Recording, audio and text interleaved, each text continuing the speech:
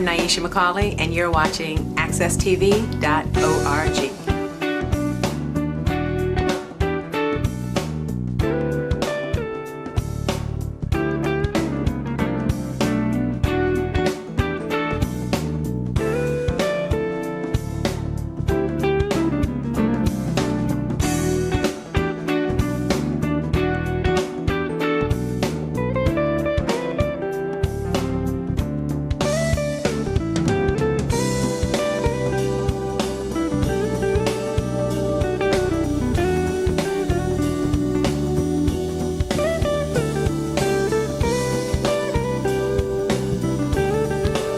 Good morning and welcome to the challenge.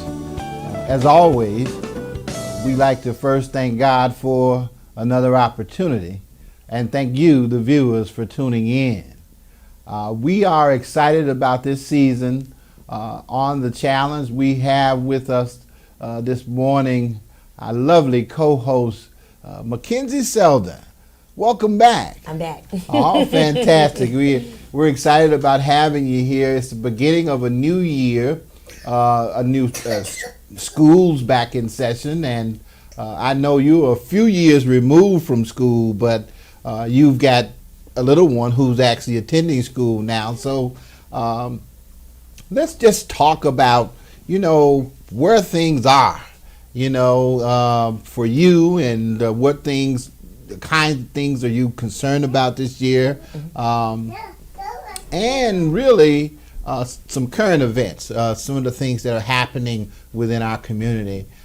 We'd like to get your perspective.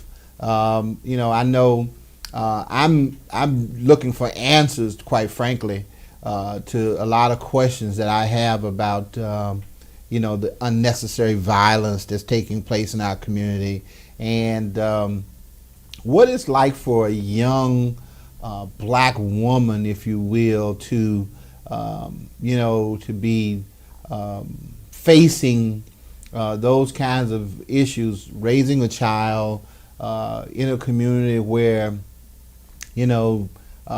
teenagers and kids in college age seem to be dealing with all kinds of frightening things, quite frankly. So, what do you think, Mac? Where are we headed? I guess that's kind of an unfair question, but what are your thoughts at this particular point in time about what's going on in the community? Honestly, I think that, Russell, a lot of it has to do with just there's nothing out there for kids. You know what I'm saying? For the young people. Okay.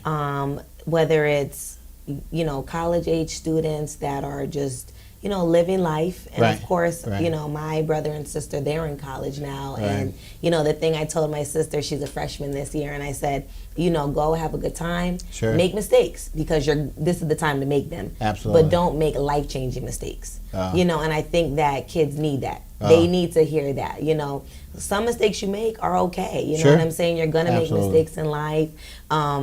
That is the purpose of life, to make mistakes and learn from them. That's how you're going to become a better person. However, you don't want to make life-changing mistakes that are going to totally, change your life. And now the path that you thought you wanted to be on, right. you're not going to be on that right. anymore because right. of a choice that you made. So, right. you still got to think about the things that you do. You can't, just go and not think about it. And I think that's what a lot of kids are doing, not thinking.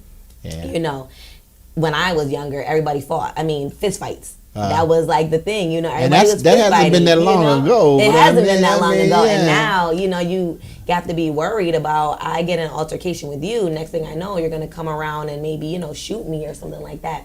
And I think that it's kind of frightening. It is. It really is. And people's prides and egos and whatnot, whatever the case may be, I think is coming into play. And now it's like I need to be this big bad gangster or whoever. I need to be able to prove myself, and I think that has become like the norm, the normalcy. It's really disheartening. These kids are so very young. They are. They really, 18 really and are. 19 years old, and it really breaks your heart, really. To think that they have so little regard for human For life. human life, exactly. Yeah, And yeah. you just started living. That's my Yeah. thing. Like, you just started living. You can just now go out and you can stay out until whatever time. Right, right. But a lot of kids, honestly, they haven't had any rules. They're Right. 18 and they've Right. already been living like they've already been 18. Yeah. That's the problem. You got to give kids like let them get to that age. Let them be kids. Right. Enjoy that, and Right. give them restrictions so that they know when they get to a certain age, you have more responsibility, but Oh, you have less absolutely. restrictions. Yeah. But now you can handle the responsibility because you were brought up in a manner to be able to handle that responsibility. And how is it amongst you and your peers, if you will? Mm-hmm. Is there a conversation going on about how we deal with life, given the circumstances that you have, or is there not a conversation Well, being had? as far as with my peers, we're kind of on that place where we don't even want to go out. You know what I mean? You Oh, don't wow. even really want to be out. You don't want to be in a place where you're like, oh, I have to worry about if somebody's going to be shooting. I'm going out downtown. You know Right, what I mean? right. A place that used to be safe. A place that used to, you didn't think because of all the cop cars that you have to worry about something. But now people are getting shot and stabbed up around the rocks. Wow. And that's not even like I would say a predominantly black or Hispanic, type of minority setting. It's Right, more of a, right. a Yes.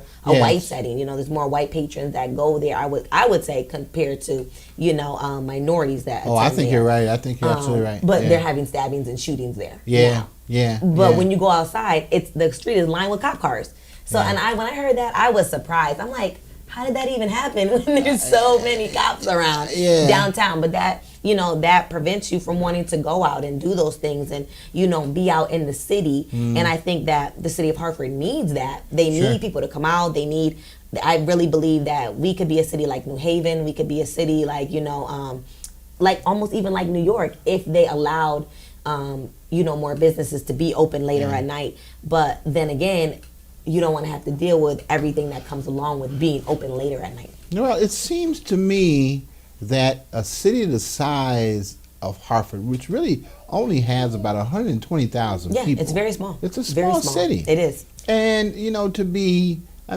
these major crimes that are happening, I think for the most part, these kids have to know each other. Yeah, exactly. To me, they have to have at least had some experience with one or the other one, and somebody has to know them. Exactly. Because it's just too small of a community Exactly. for somebody not to know, Yep. that other person. Exactly. And so, I just can't help but think, for a young black woman like yourself who's raising a child, what kinds of things you must be worried about. I know you say, you're not going out, but, you're still very young and you want to experience life and you don't want to live in fear. Exactly. But you should be able to live life and you should be able to enjoy life. So what kinds of things, we've already seen that police are limited in terms of their ability to stop whatever kinds of things may occur. What kinds of things do you think are missing from the equation that would make a difference and would change the attitudes and change the behaviors of the people who are perpetrating these kind of violent crimes? Well, definitely, I think that just with having a son, these are the things that I have to worry about, when he gets older. Because I feel like for females, it's a little bit easier because, I'm not going to have an altercation with another female. I'm not going to go out and get a gun and go shoot her. You Right, know what I mean? right. With males, it seems like there's like like I said, there's a bigger ego, Right. pride type of thing. Right, So I right. think that I'm kind of worried. I'm scared. Sure. be Right. honest and Yeah. say that when he gets to that age, I'm like, oh, what am I gonna do? Right. Right. But I think that it starts at an early age. You have to get your kids involved in something, Right. something Right. positive. Yes. Though. Yeah. That's the main thing, because if they have something positive to be involved with, then that's gonna be their focus. You know what I'm saying? Especially if it's something that they like to do. Yeah. And I know when I was young, my mom had me in all different type of stuff, Sure, all different sure. type of activities, Right. programs, whatnot. So then I found my niche and what I really liked, and then I kind of stayed with that. And I think that's what kids need. They need to be able to try a whole different type of, activities, programs, whatnot. And then, okay, I like this, or I like sports, or I like dance, music, art, and then go in that. Stay with that though. Don't, I like art now, and then just stop. Right. No, you need to find Right. different art programs for your Right. child. You need to Right. find different opportunities for them to Sure. be able to excel their talents. And I think that keeps the focus in a positive direction, Sure. which keeps them away from the negativity. Okay. And of course, there's going to be peer pressure, Yeah. Yeah. But you have to also, like I said, teach your child how to be responsible and Absolutely. have enough confidence in themselves Right. to know that, I don't want to deal with the peer pressure. I can say no, and I can feel confident with saying no. And I know that, like I used to tell my brother and sister when they were young, if your friend is trying to peer pressure you, of course that's going to happen. That's what friends do. We peer pressure each other. Right, right, right. You're not a good friend if you don't peer pressure them. Right. But if you say no, they should still be your friend. Right. And if they're not going to Should be your friend respect your because you decision. exactly, and if Right. they can't be your friend because you said no, then they're not really your real friend. Right. So that's what kids need to realize. They need to have that self-confidence in themselves. They need to build that up to be able to, deal with the negativity in a positive way, and be Yeah. able to say no or yes to things that, are what they believe in, their Yeah, moral standards. I think we need to keep the morals and standards up. That's, I think, also has failed. Well, one of the things that I've been paying particular attention to, Mackenzie, is the cultural differences that exist in a place like Hartford. We are still, in my opinion, to a great degree, a melting pot where you have lots of different cultures that are all trying to blend and to commingle, cohabitate with each other. And I just don't think that maybe, and maybe I'm wrong, but younger people think enough about that when it comes to the interaction and the communication between them. It seems to me that West Indians, if you will, have a different perspective than, if you will, Hispanics or Spanish with regards to life and opportunities. And there's something to be said for their ability, frankly, to communicate with each other.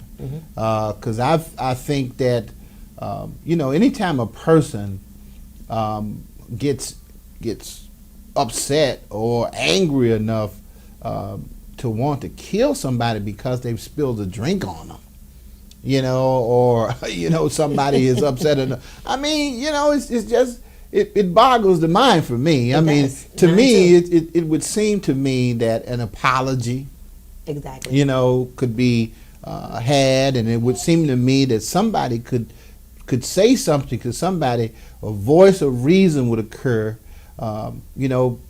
This other kid was trying to break up, an altercation that existed between two other people, and he winds up dying because of it. It just seems to me that communication skills are just thrown out of the window, and nobody's really talking to each other anymore. And but it doesn't make any sense because they know each other. Exactly. They've had to have seen each other. They had to have, and if they don't know each other, somebody they know knows the other person who that is. So I don't think that there's being enough is being said amongst younger folks, and correct me if I'm wrong. In terms of here's kind of where what it was like for me when I'm in my family and in my home. I know when I was growing up, all of us on the street that I lived on knew each other. You know, and it doesn't seem like any of that matters as much anymore because even though you do live only houses apart from each other, there doesn't seem like there's much communication, and it could be feuding for one reason or another. Exactly. There really isn't that unity. You know what I mean? Like, oh, we all live on street, 135th Street. Right. And we're all gonna, this is nobody messing with our street. It's not that type of unity now. Yeah, everybody is out for themselves. Really, that's how it is. Everybody is pretty much out for themselves, Wow. or their close knit, group or clique or whatnot. Right. Now, your friends, I'm sure you have, a few that you would consider at least, to be friendly with. I mean, what are they, when it comes to dealing with, everyday life, what do they do? Just they work, go home, and that's pretty much it. And so, well, I have it's different for some of my friends that have kids. It's like, we work, we go home, we take care of the kids, and that's really it. And then we have a couple minutes out, we can go out, like I said, to places. My friends that don't have any kids, they all work. Everybody I probably pretty much knows works. Unfortunately, I mean, not unfortunately, but it's good for them. So, me not working, it's like, oh man, I want somebody to hang out with. Right, yeah. But in the back of my mind, I'm like, damn, I need to be working too. I wish I was working at this time. But most of them, they get their money and then they go out. You know what I'm saying, and enjoy themselves and enjoy life.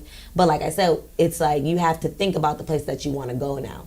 Like now, instead of going downtown, I'm gonna go to some place where I know it's gonna be older people that are older than me, right? Because I know that I'm not gonna have to worry about the drama. I'm not gonna have to worry about any other type of nonsense that might go on with people that are my age, younger, whatnot. Well, but it's a difficult, marketplace now. I mean, jobs are just not as plentiful. They aren't. And the they ones really that people have are menial, and a lot of cases they, just afford them the ability, to live. Exactly. And doesn't really give them a whole bunch of other Exactly. extras. And that's exactly what I was talking to my neighbor about actually yesterday. And we were saying, you get a little job and yes, all it is paying your bills. Right. That's it. You can't, you can maybe save a little bit, but if you're saving, then you can't go and have fun with the money that you work for. You know what I'm saying? And that's really, in my opinion, that's really what you don't want to have to work to live. You want to live to work. You know what I mean? And you want to be able to have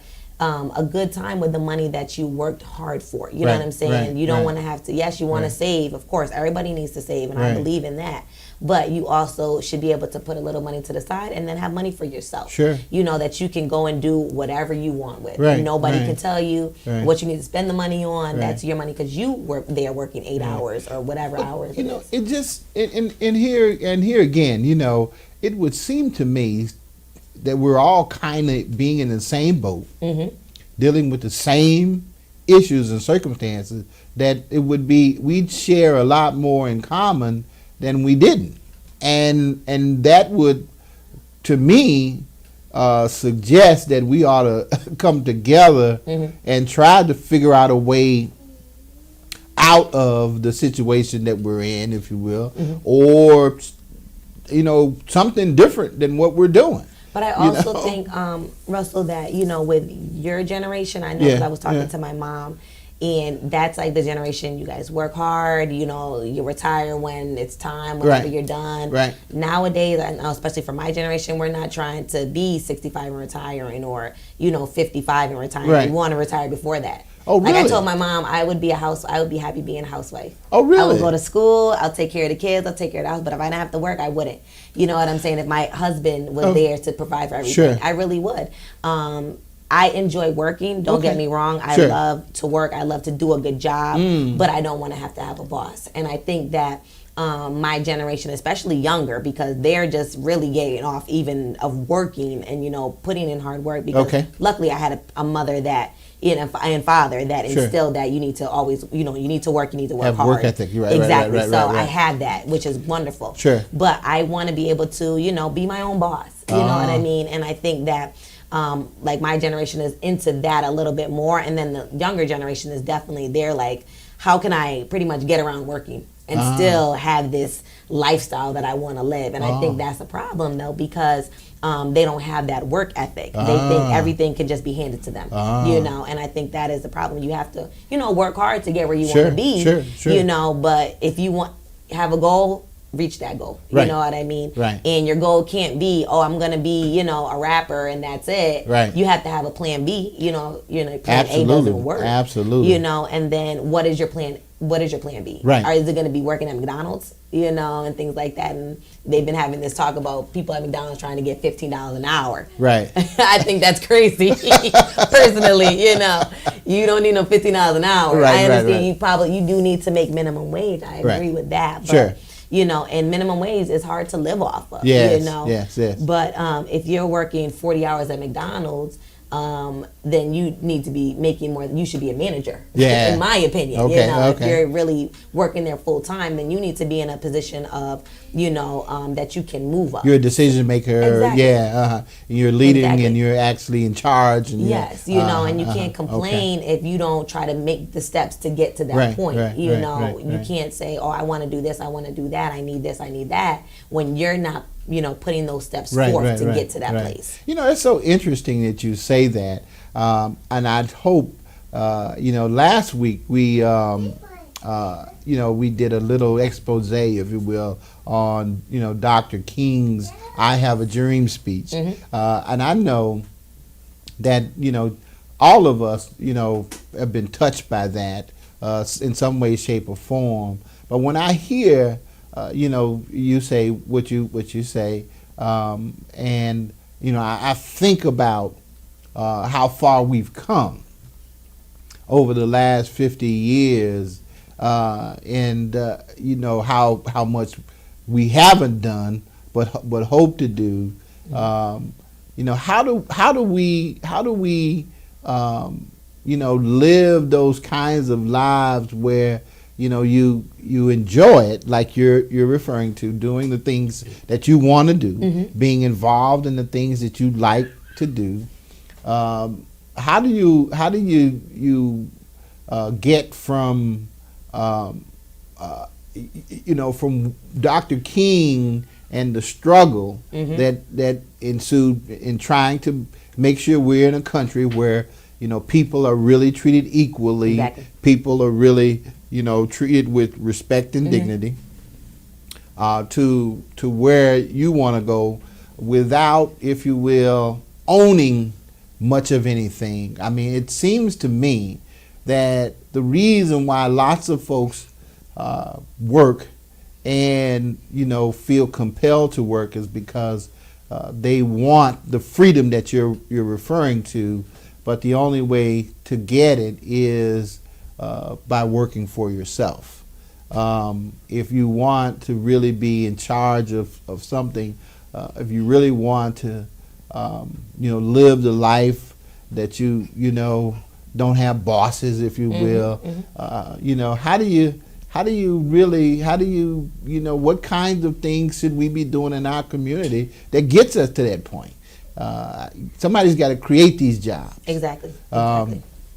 So I just don't know. I'm wondering, and like I said when we started off, I have lots of questions, and I'm thinking to myself, I said, I simply just don't. Maybe I just don't get it because I'm older, you know, and I don't talk frequently with people that are, you know, much younger. Thank God for you, you know, because you can at least help this, you know, this middle-aged man understand life, you know, what it's like for you, you know, to be a young adult, if you will, here in America now, because I don't see the equality. I just haven't seen it. I've hoped for it, and we're still hoping and praying for it. And I don't see, you know, the level playing field. I don't see the opportunities that, you know, are afforded a lot of folks being afforded to all. And, you know, given that, and given the fact that we're still in that same boat, especially in a city like Hartford, capital city of Connecticut, wealthiest state per capita in the country, with three of the top 15 or top 20 poorest cities in America. Given all of that, we're surrounded from one end of the state to the other one. We're adjacent to New York City, Mecca of commerce, Boston, one of the fourth largest markets, financial markets in the country. We have all of this, but you and I have so very little access to the opportunities that exist. Work